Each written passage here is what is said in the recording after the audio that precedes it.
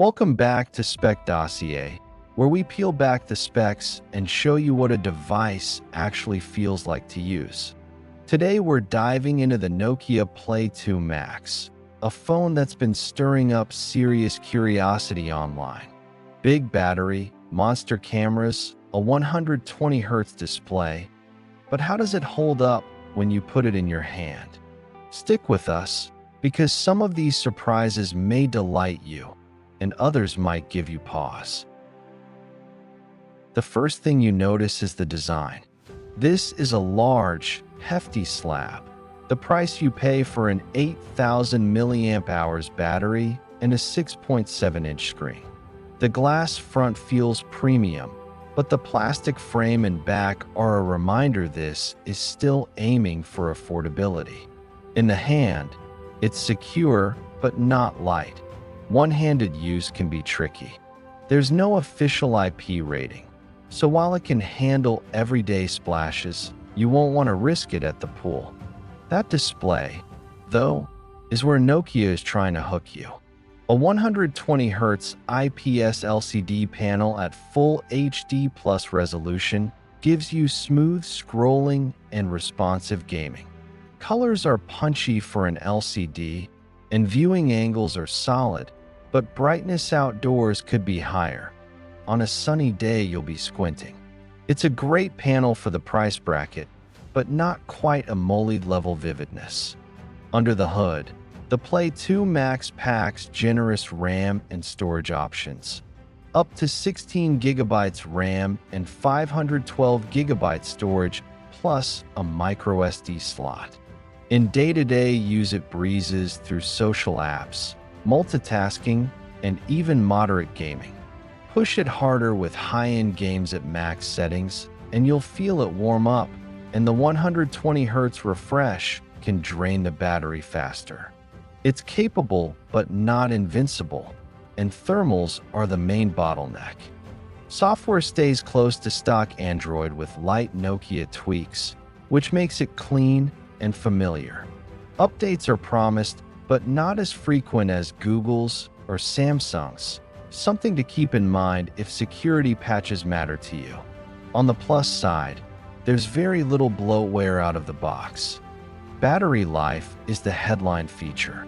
In mixed use, you're easily looking at 2 days per charge, sometimes more if you keep the refresh rate at 60 Hz. The 100W fast charging is impressive on paper and in practice. Under an hour from near empty to full, but the phone does get warm during rapid charging, so best to give it a rest afterwards. Cameras are another eye-catcher. A 108MP main sensor backed by secondary lenses for ultra-wide and macro shots. In good light, photos are crisp with lots of detail. In low light, software processing sometimes softens details and dynamic range struggles. That's where you see the limits of the sensor and image processing. The selfie camera is high resolution and great for video calls, but its portrait mode can overdo the blur. Video recording goes up to 4K and looks fine as long as you keep steady. Stabilization is decent, but not pro-grade. Connectivity boxes are mostly ticked. Dual SIM, 5G support, Wi-Fi, Bluetooth, USB-C, and even a microSD slot. You do lose the headphone jack, which some will miss. Stereo speakers are loud enough, but a bit tinny at max volume. Bluetooth audio fares better. Security is handled by a side-mounted fingerprint reader that's fast and reliable, plus a software-based face unlock. Nothing groundbreaking here, but it works. On value, this phone shines if you're looking for big battery life, big screen, and big storage without spending flagship money. Competitors at this price may offer AMOLED panels or better cameras, but very few combine such a huge battery with high refresh display and clean software. In everyday use, the Play 2 Max feels like a workhorse. Smooth UI, decent haptics, and no glaring bugs. The weight and size will be deal breakers for some, and long-term update support is a question mark, but as a daily driver, it's reliable and long-lasting. After-sales support is decent where Nokia has an official presence, but patchy elsewhere, so check your local service options. That can make a difference when repairs or warranty claims arise. So should you buy it? If you crave an all-day and beyond battery, huge storage, and a smooth screen without flagship pricing, the Play 2 Max is tempting.